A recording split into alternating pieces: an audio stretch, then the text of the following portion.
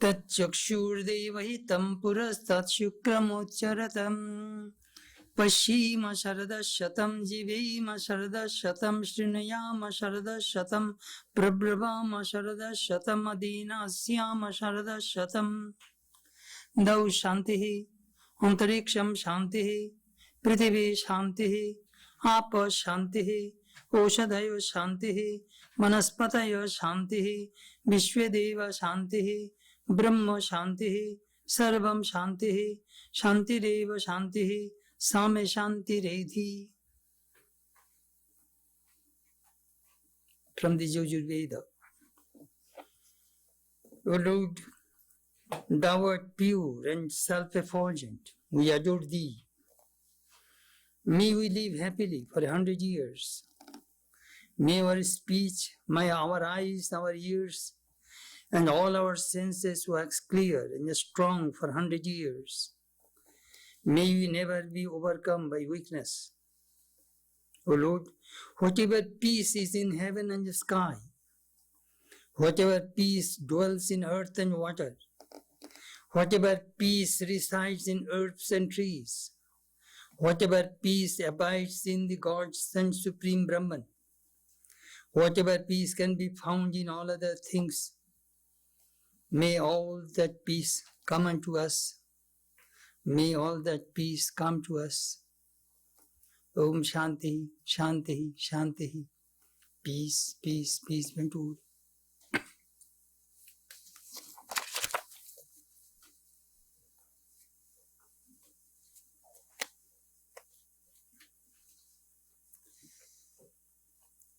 This morning our subject is Thoughts on the Gita, part 44. We are studying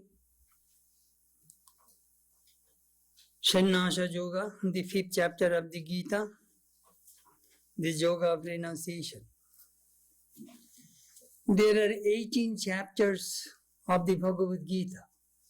Each chapter is called Yoga, means union.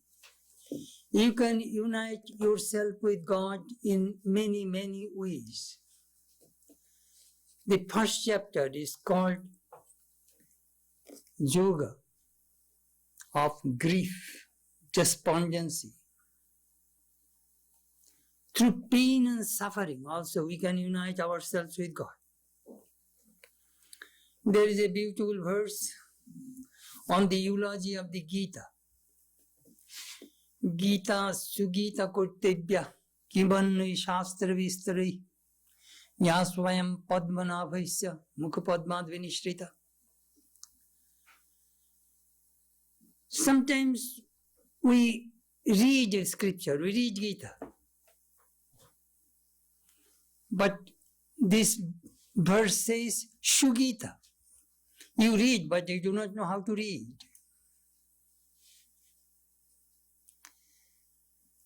First, read, then memorize, then meditate on its meaning, then it is proper reading. Only reading will not help. Read,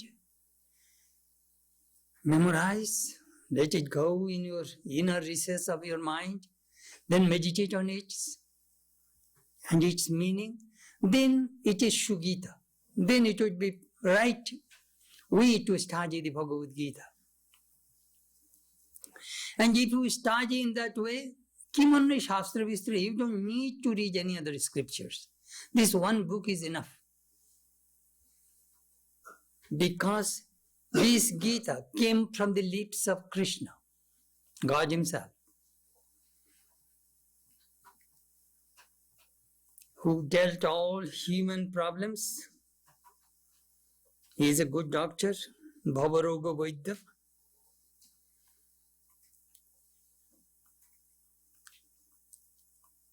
Sometimes we have many questions in our spiritual life. But when you read the Gita, you will find all of your questions are answered there. It is an amazing scripture. What is the importance of this small book of 700 verses, which we can recite in 2.5 to 3 hours? I was thinking, sometimes we go to see the ball game, we spend 3, 4, 5 hours at a stress. You can experiment on yourself. Take the Gita, read all the 700 verses, it will take 2.5 to 3 hours, and see the effect on your mind. It will work.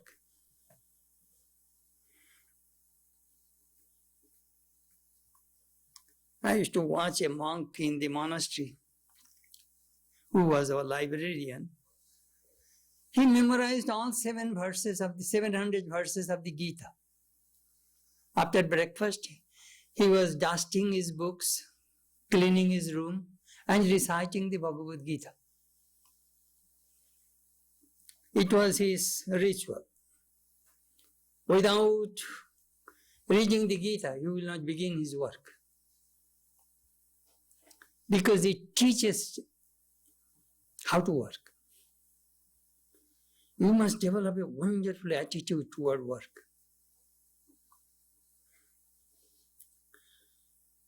Moreover, we need right direction.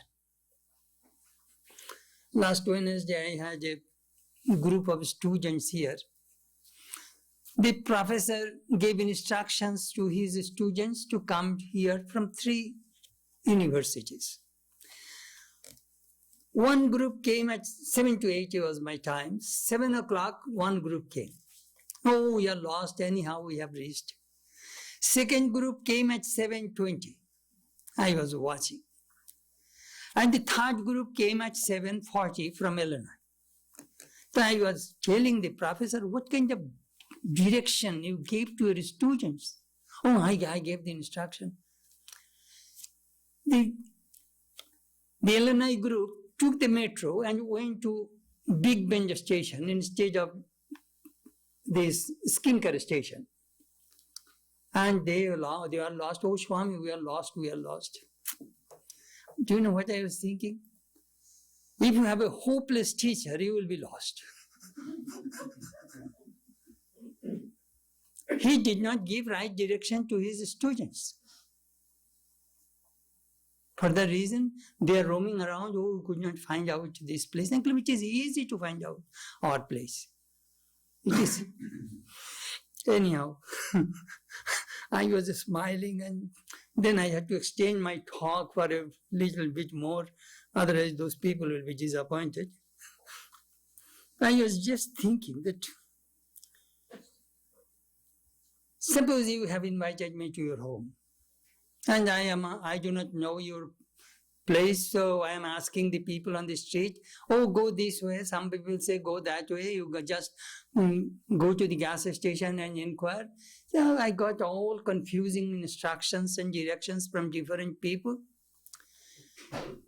Fortunately, I met you on the street. Oh, you are lost. Come with me. Then I definitely know I shall reach my host's home without any problem. Similarly, you are lost in this world. If you find Krishna, Jesus, or Ramakrishna as your guide, you definitely know that you will go to the right place. You will never be lost. Even the Christians consider Jesus is their shepherd. He always takes care of his sheep well. Nobody will go astray. He will bring his sheep in his fold. That is the way Christians think Jesus was their guide.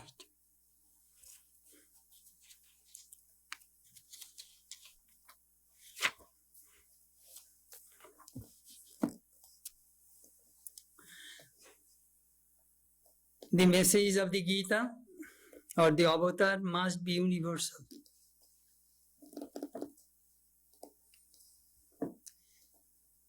There are so many creeds developed based on the teachings of the Bible. But nobody can start a denomination based on the teachings of the Gita because it is universal. It is not one-sided. The Karma Yogis have also some teachings, Jnana Yogi, Bhakti Yogi, Raja Yogi, all yogas. Every group will find some room, some teachings in the Gita. It is the most non-sectarian scripture you can think of.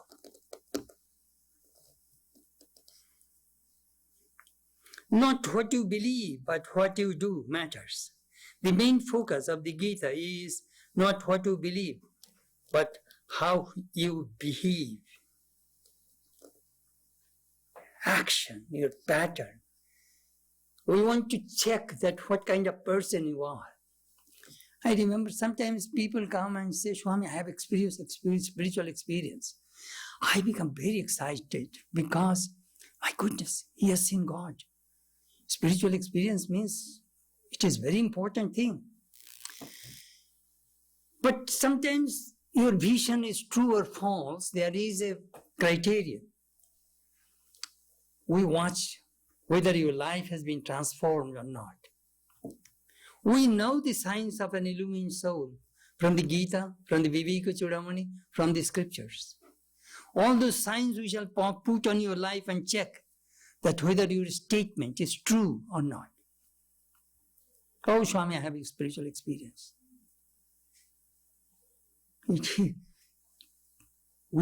reveals, it shows in your life, your action, your behavior, your speech, your movement. It must show.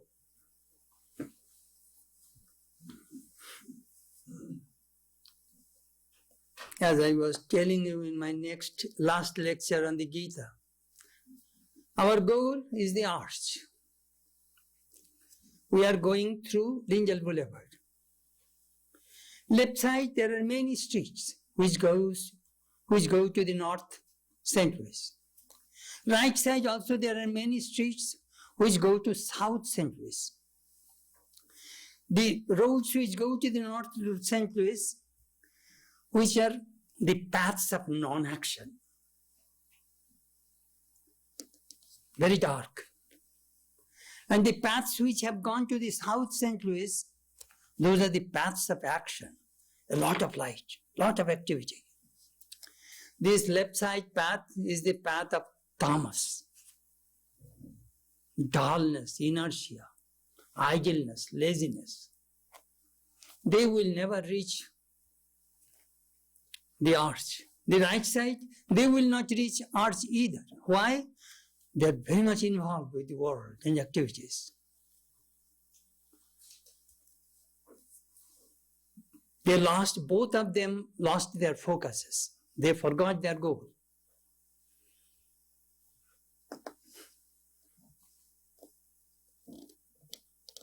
Brahma Bhumi, that is our goal. The Brahman, the ultimate reality. Dvandva, we have problem in two places. In the field of action, we have problem. We do not know what is right, what is wrong. It is true. Sometimes we are extremely confused. But I sometimes quote this small saying of Vivekananda. Friend, which make you strong, that is right. Which make you weak, that is wrong. You don't need Encyclopedia Britannica or unabridged Webster to check what is right, what is wrong. When you do right, your inner conscience tells you you did right. And when you do wrong, your inner conscience pricks you, you did wrong. You don't need a psychologist or psychiatrist to tell you whether you are doing right or wrong. Your indwelling self prompts, talks to you. That is the way we look at life. When you do something immoral, your indwelling self says you did wrong. So, Karma Bhumi or Manas Bhumi, mental plane, there are two problems. Ego and the seeking the result of action. Left side, what is right, what is wrong, problem. And right side, problem is ego. I am the doer. I created all these things. And follow kamana. I want the result of my action. These are the two problems.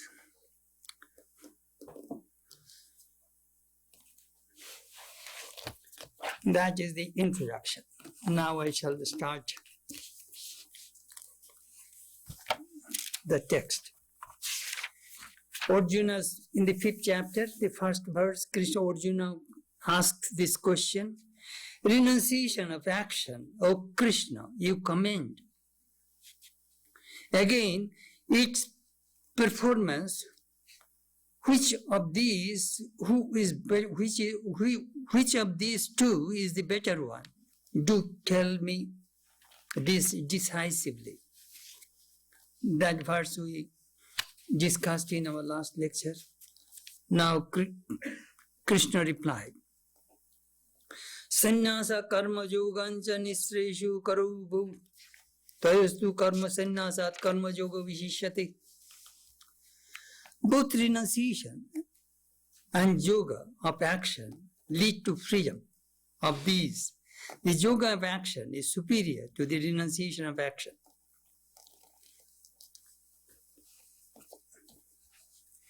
Let me first clear those words to you so that you can visualize when I talk. Arjuna came to fight against unrighteous, evil people. Seeing the army, he was scared and confused. So he wanted to escape. It happens many of us in our day-to-day life. When we see the problem, we try to escape. So he wanted to escape. What he wanted to? Shreyo bhaktum bhiksham api huluke.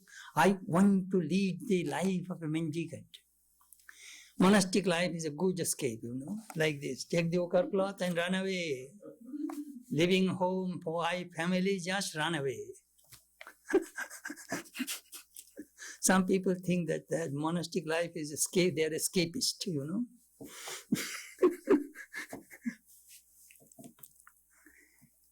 So Arjuna wanted to run away. Krishna says, in no way you can run away. Your very nature will force you to fight. Then Krishna gave this sermon at the battlefield, 3 hours.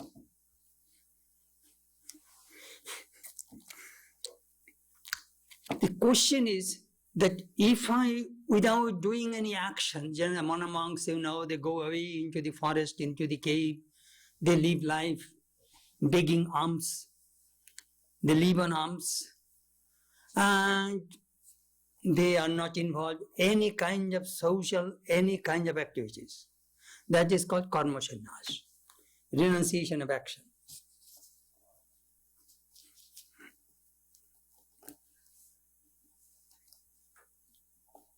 And another is karma yoga.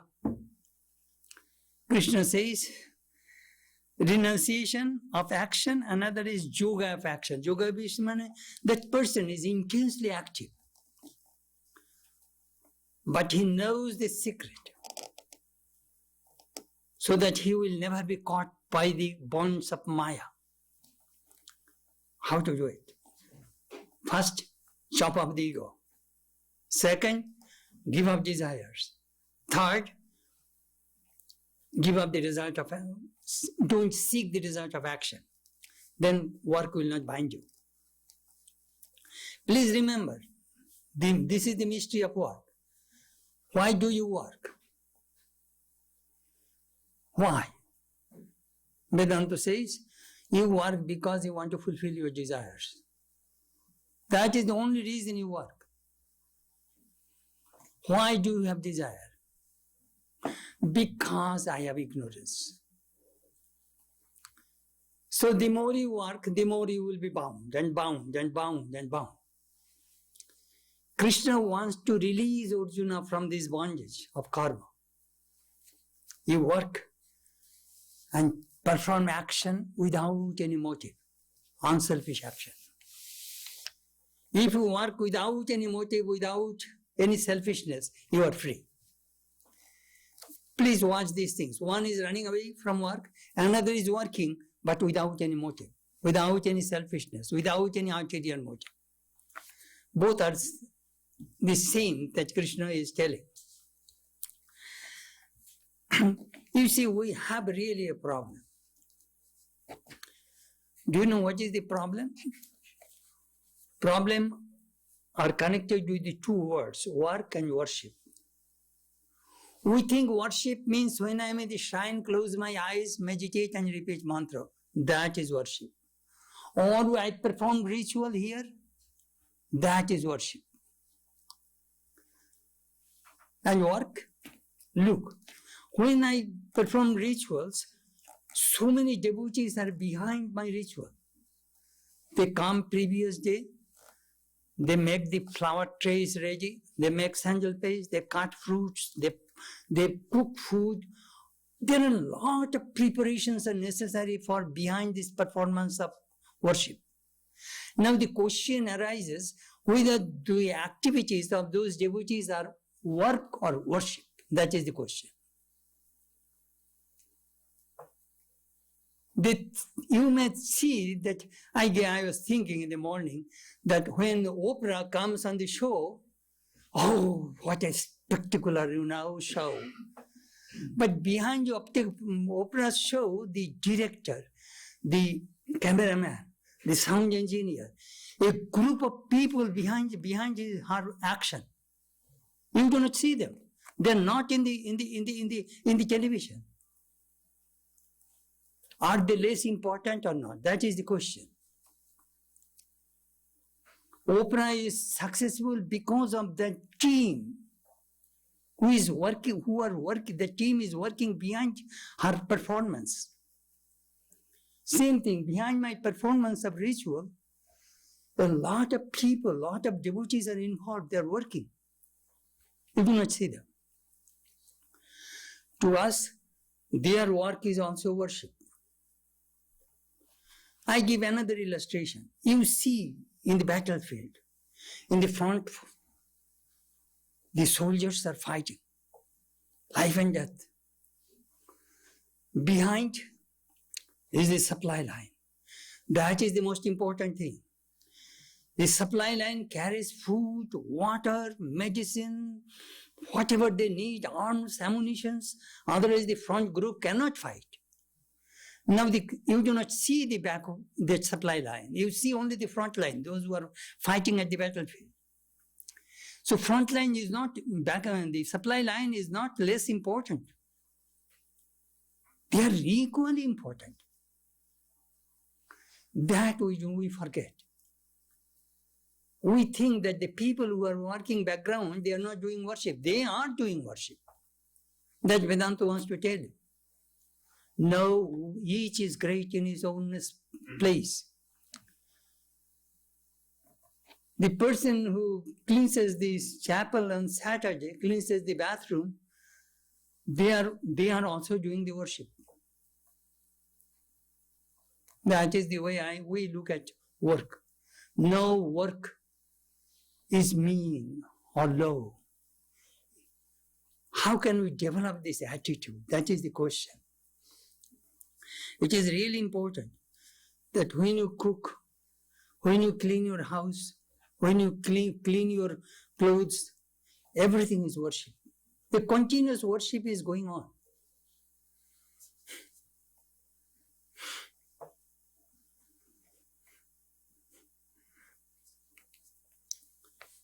There is no equivocation in this sentence, but we as people have tried to find equivocation. What did Krishna say? Renunciation action to realize the Atman and the path of detached action in the spirit of yoga, both these are capable of leading one to the high spiritual development. Renouncing action is called sannyasa. That is not so good. Engaging oneself in action with developing the spiritual awareness along with it is far superior, is more excellent. You may go to the forest, live in meditation, live a quiet life, and try to realize the true self. That is beautiful.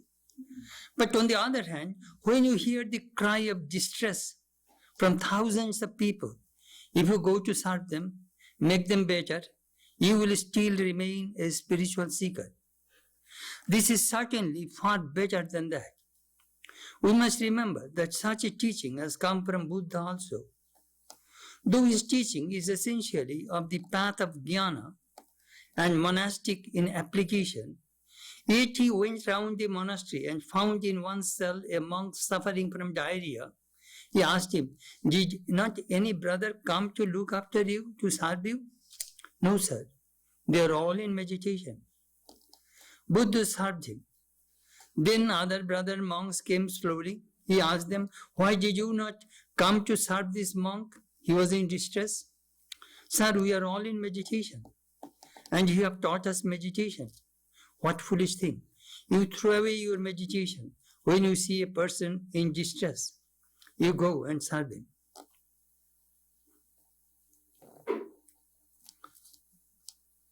That was a beautiful teaching of Buddha. Serve human beings as God.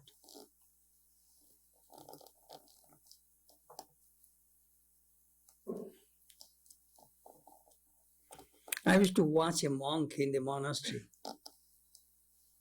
He was a disciple of Holy Mother.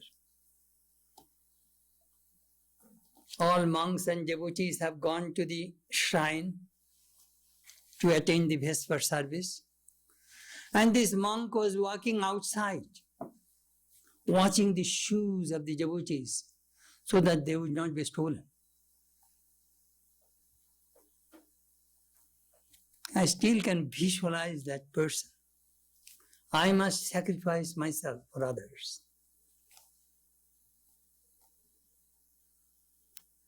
He is a trustee, senior monk, watching the shoes of protecting the shoes of the devotees so that they can have good meditation in the shrine. I must sacrifice myself.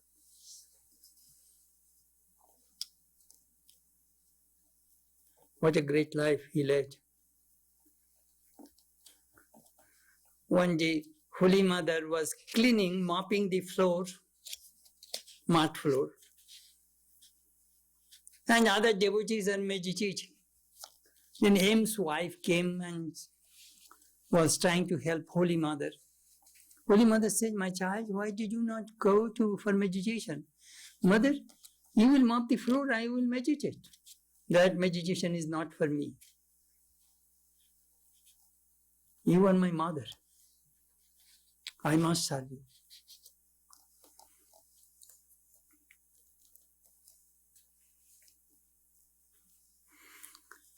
Do you know what? This is the practical aspect of the Gita.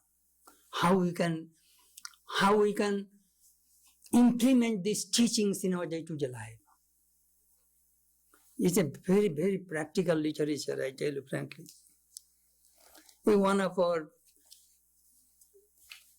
nurses in our children's hospital, she collects money from America and goes to Haiti and buys peanut and makes peanut butter and feeds those pure boy children who have malnourished. I think she is doing great worship in our St. Louis. It is a great, great worship. She could easily sit in her room and can repeat the mantra instead of she is going to Haiti and helping those poor people, giving them education, giving them food.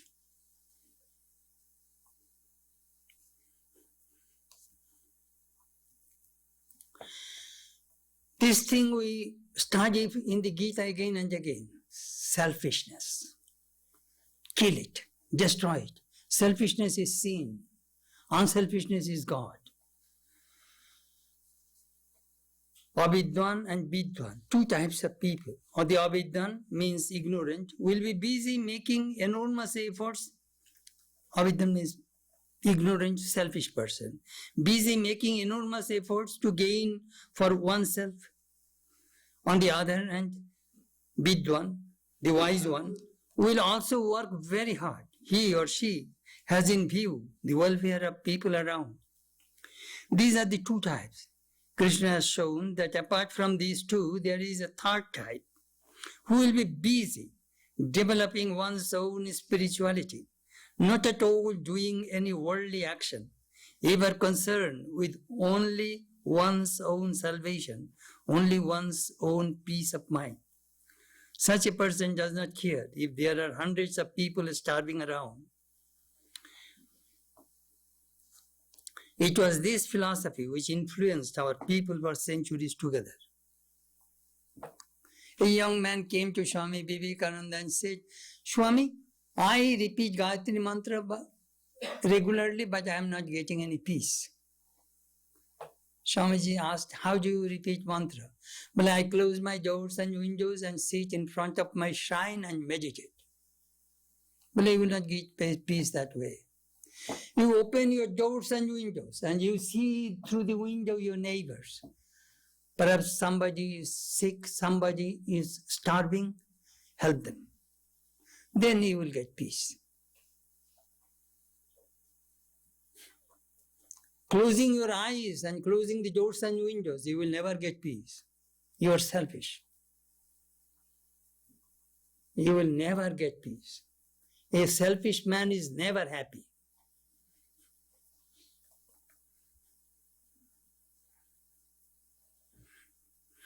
You see, we have the conception of traditional monks. Do you know what traditional monks do? They go to the Himalayas. They go and they live on begging food. There are some people, they will feed you, they will clothe you, they will give you a blanket. Just besmeared with ashes, matted hair, smoke, hemp, bas, shanti. Just smoke hemp, shanti. That is our traditional concept of monks, you know.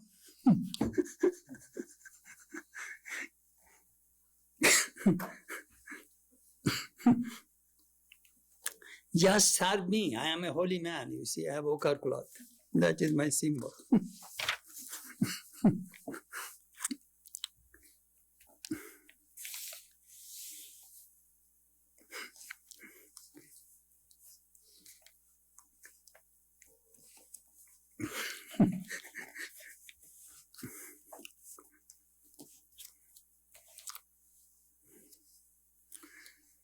The Gita will tell you that it is true religion based on the Upanishads. The Gita asks you to work. Why? Because as prayer is a part of religion, work also is a part of religion. But we never understood this Upanishadic teaching. Sri Ramakrishna said, meditate closing your eyes on God within you. And when you open your eyes, the same God is in front of you. In these forms, serve them. There are not two gods, only one God who is inside as well as outside. Narayana exists both inside the human being and also outside. That is a beautiful teaching. When you close your eyes, think, I am Brahman, Aham Brahmasmi. And when you open your eyes, you see millions of people suffering humanity. Tell them, you are Brahman, you are God. I must serve you. This is the attitude. That is the teaching of the Gita.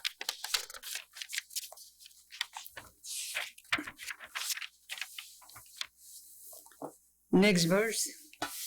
Giu sanitya sennase jona dveshti na kangshati nirdando hi mahabaho sukham mandat pramuchyate. My mentor used to practice this verse of the Gita in his life.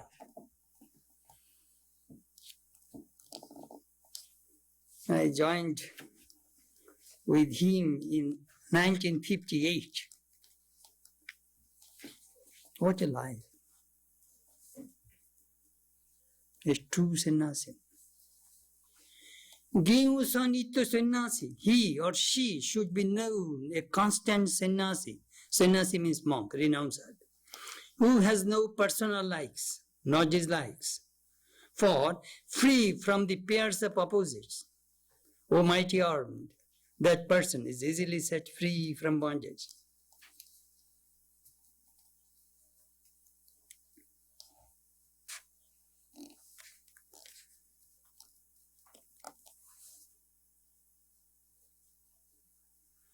Nitya sannyasi. He practices renunciation constantly, though he is working. His inside is full of sannyas, full of renunciation. Performing action, he attains tremendous peace. That is the goal. Shantim apnoti nostikim. Some people work with a motive.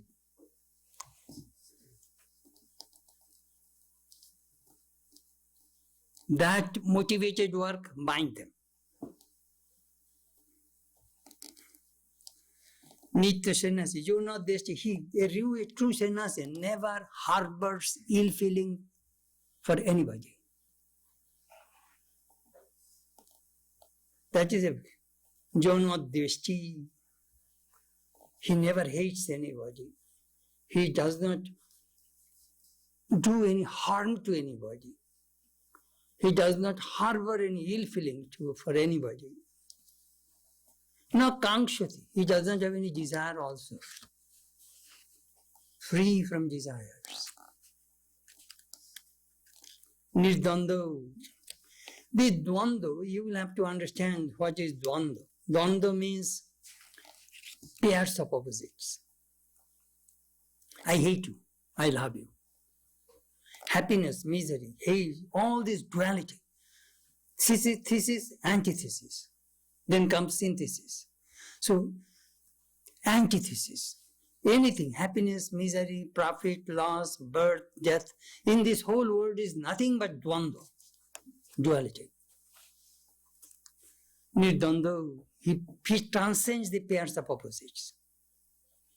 If the mind goes this way, this person's mind goes above the dvanda. Then what happens? He gets liberation very smoothly, without any effort.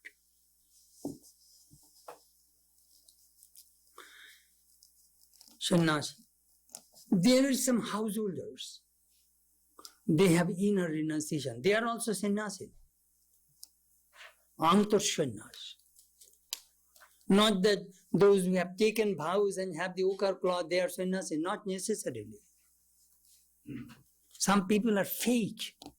Some monks are fake. Mithachari. Hypocrites. Gita says that.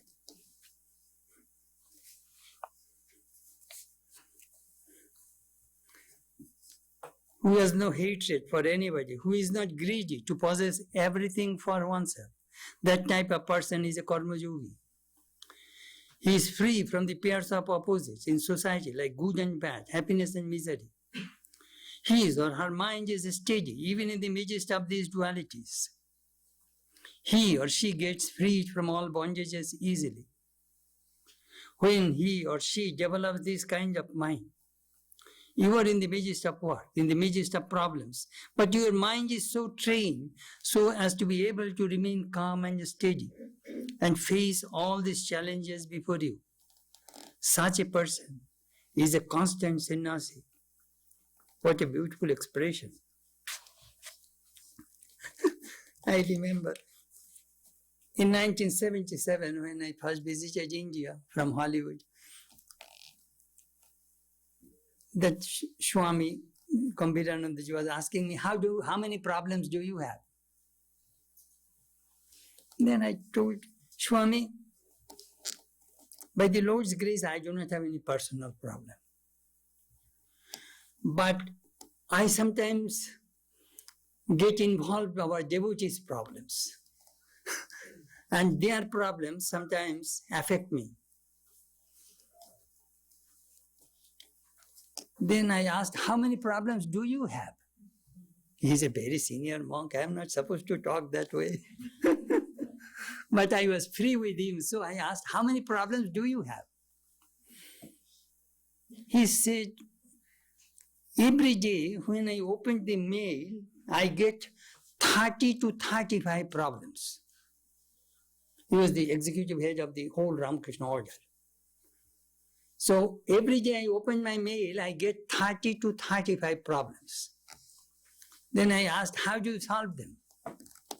He smiled and said, we do not solve. Lord solves all these problems. The way he said that, many time solves many problems. Just don't do it anything. And somebody mentioned that when recession came in America last year, they said, don't do anything. Let it be as it is. It will take care of itself. Now we want to expedite to end this recession. For the reason the president took some action, that's all.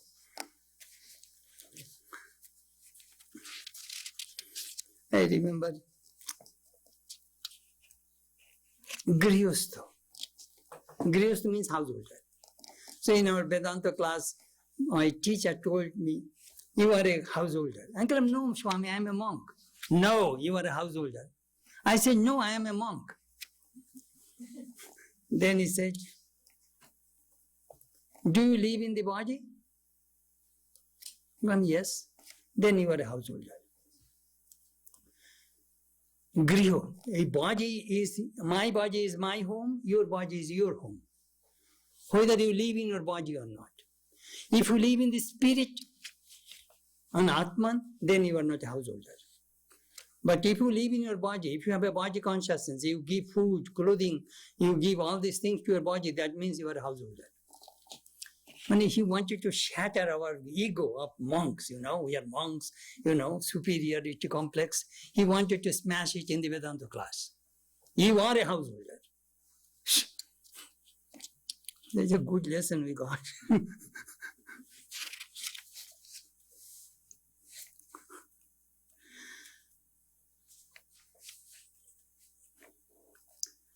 Sometimes leaving home, family, and taking some vows and putting ochre cloth, that doesn't mean a person become a monk. It helps, that's all. Main thing is the renunciation of ego and selfishness.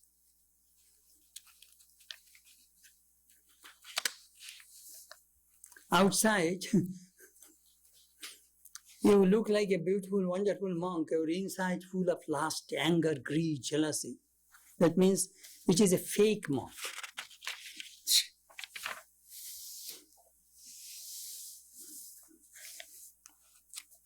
And fake monks are very dangerous. We know sometimes, sometimes we read in our newspaper, sometimes we read some scandals against some Catholic priests. That story shakes the faith of thousands of people in our town. Shh. Whom shall we trust? This person is like this. Horrible.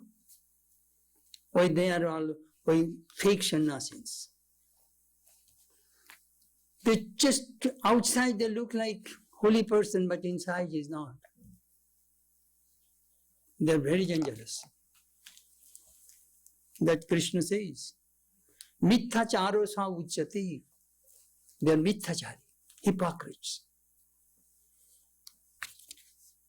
He is scolding Arjuna, you are going to be a hypocrite monk. Your inside full of desires, and you want to be a monk. It will not work, my boy. You want to escape. Mani sadhu hai. A body does not become a monk, it is the mind. There is a famous Baul song, Monna Rangiye, Boshon Rangiye, Kibul Korili Jogi. Oh Jogi, you made a great mistake in your life.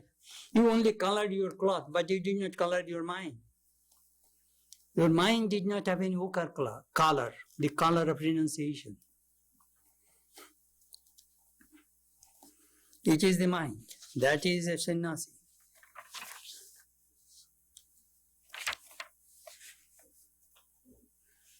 The attitude you have developed. Your work is going on for the good of the world. That will continue, but your mind has become free. You easily get freed from bondage, what you call worldly bondage. That is one step further than the previous verse. But that is not enough. The next shloka says, Sanka Jogu Prithak Bala Prabodhanti na Panjitaha Ekamopi Astita Samyak Ubayur Bindate Phalam. Childlike or immature people, not the wise, speak of self-knowledge and the yoga of action as distinct. One who is truly established in one gains the fruits of both.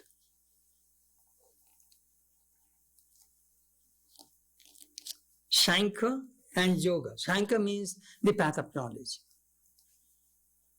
Path of knowledge means renunciation. Only think of Brahman. You have no duties to the world. Your whole mind is on Brahman. Very difficult, but very quick path. And karma yoga, path of action, unselfish action. As I told you many times, you need 3 qualifications to become a karma yogi. First, renounce the ego. Second, renounce your desires. Third, renounce the result of action. If you have these 3, then you are a karma yogi.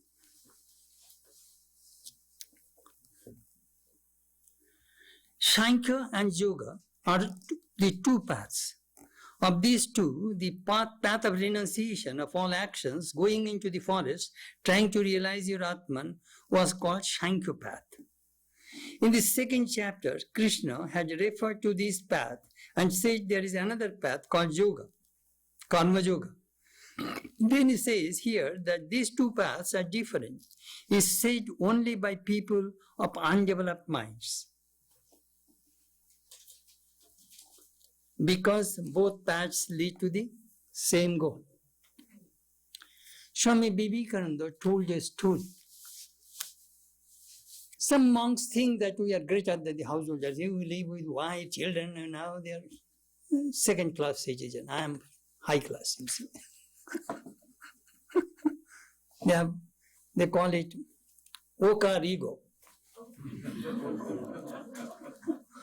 I know, I have a big ego. And the ochre cloth.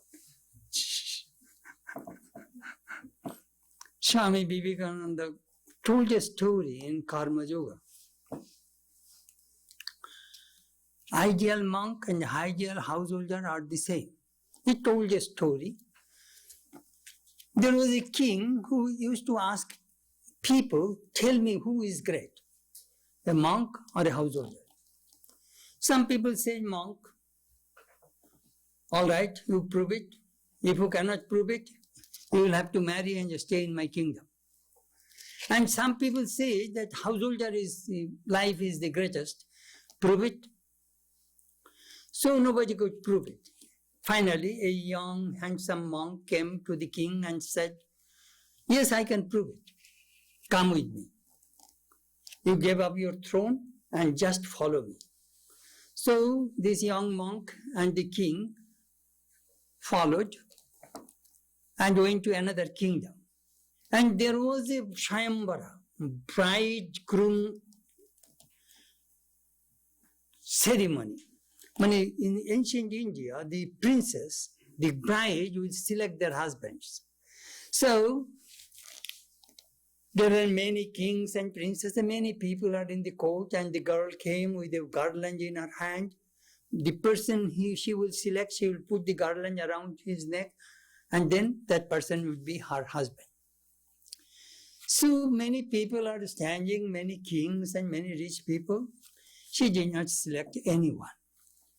Finally, he saw this handsome young monk. He put the garland around his neck. The monk immediately took the garland and threw away on the floor and said, I am a monk, I cannot marry. The girl says, no, I selected you. Then the girl's father, the king, came and said, listen, young monk, I shall give you half of my kingdom and my daughter right now. After my death, you will be the king. You will get the whole kingdom. Please accept my daughter. No way. He left the place. And this other king, whom he wanted to demonstrate, he also followed. And they entered the forest, and this girl also followed them. And it was evening, it was dark, the girl lost. So these three people are in the forest under a tree, and above the tree there are two birds who are talking, husband and wife. The husband said, we have three guests, they are suffering from cold, I shall bring some fire for them. So he brought a fire and dropped it in front of that monk. He knows how to set fire and made a nice fire and warmed themselves. And then they were thinking, we have three guests, they are very hungry, we must serve them. So the male bird jumped into the fire and killed himself, thinking that his roasted barbecued flesh will be the food of these three people. Then the wife was thinking, my husband's body is enough, it also jumped. And the bird's children also jumped into the fire and killed themselves. The whole family was wiped out. Then this young monk told this king, you see, this girl was lost. The girl did not come. So this young monk said that young monk is who gave up the princess and all this wealth. He is ideal in his case. And these birds, they are householders. They are also ideal. Both are the same. That is a very fascinating story in the Karma Yoga of Swami Vivekananda. Sometimes we find some disciples of Ramakrishna surpassed even the monks by renunciation. The recorder of the Gospel of Ramakrishna, Nag Mahashaya. If you read their lives, they lived with God, you will wonder.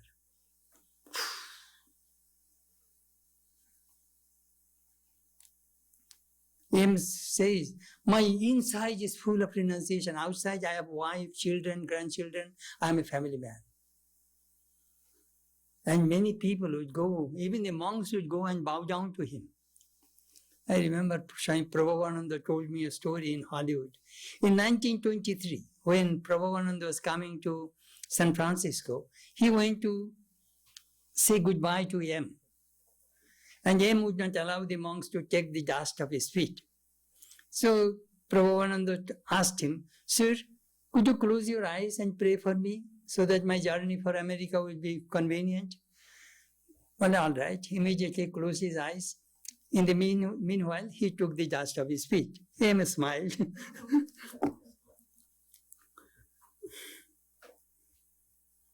Ideal householder.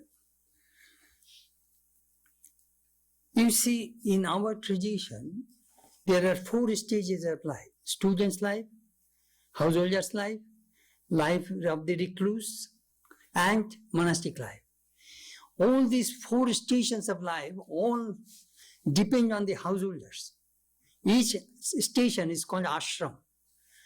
Brahmacharya ashram, Garhastha ashram, Vanaprastha ashram, Sannyasa ashram. A Garhastha ashram, householder's life, is very important. Do you know why? Only they earn money. Students do not earn money, retired people do not earn money, monks do not earn money.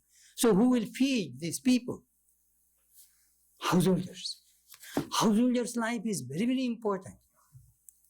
In America, now you know, a householder's life family life, which is shaky, the whole society becomes shaky. Children in broken homes suffer so much, unbelievable. Family life is extremely important. It brings the solidarity of the society. That Krishna was teaching, it is extremely important you have a good householder's life. You must love your wife, your husband, children. It is extremely important.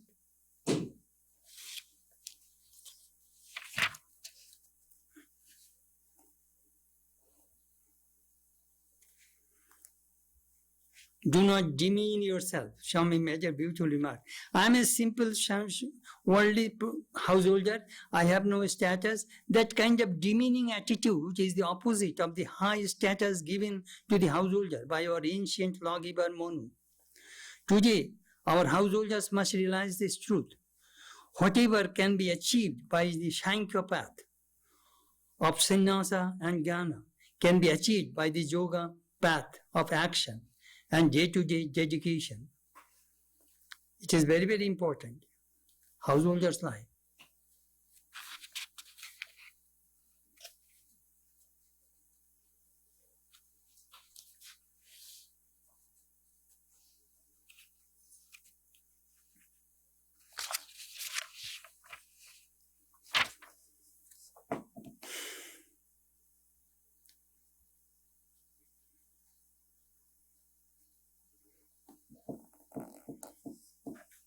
I do not know how I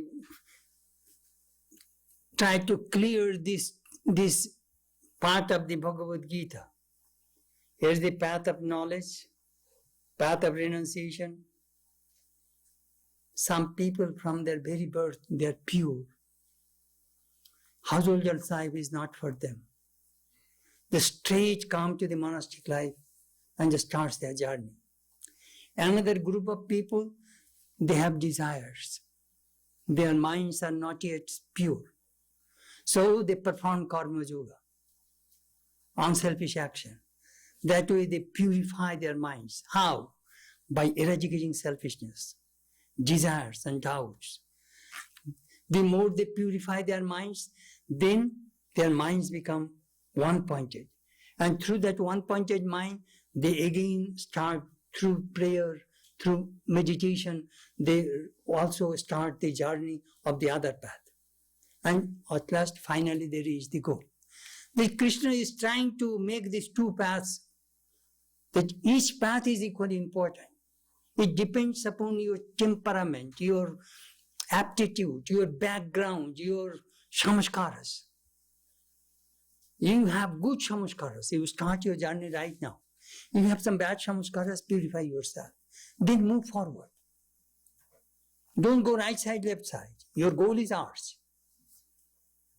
Go straight through Linjal Boulevard. I call it Catholic Empire.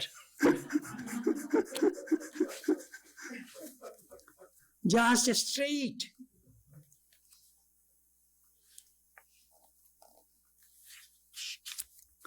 Anyhow, I shall stop. But these teachings are given, try to understand, nearly 2,500, nearly 3,000 years ago. Still these teachings are fresh. Do you know why? Because it is the truth. Truth never becomes old. Your body will be old one day. But the truth never becomes old. It never becomes dull. It always remains fresh. I sometimes mention, Christ said, "Blessed are the pure in heart, for they shall see God." 2,000 years ago he said that. Still that sentence is fresh. Very fresh. Truth. So teachings of the Gita are very helpful, very practical. Krishna will never confuse you. Arjuna was confused. So he was trying to remove that confusion from his mind. In the end, in the 18th chapter, Arjuna will say, "Nasto moha smriti labdha tat prasadat mayachyuta." Nasto moha, my delusion is gone. Smriti Labdha, I got my right memory by your grace, O Krishna. Now whatever you will ask me to do, I shall do. The person was running away from the battlefield. Now he says, I surrender myself to you. Whatever you will ask me to do, I shall do. You will have to surrender. Then God will guide you and will take you to the right path and to the right goal. Thank you.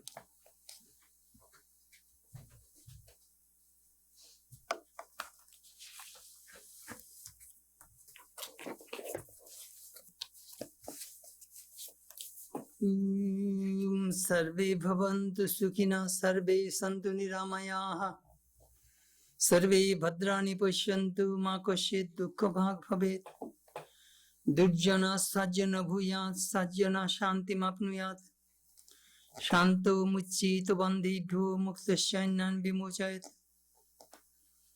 May all be happy, may all be free from disease, may all realize what is good. May none be subject to misery. May the wicked become virtuous. May the virtuous attain tranquility. May the tranquil be free from bonds. And may the freed makes others free. Om Shanti, Shanti, Shanti. Peace, peace.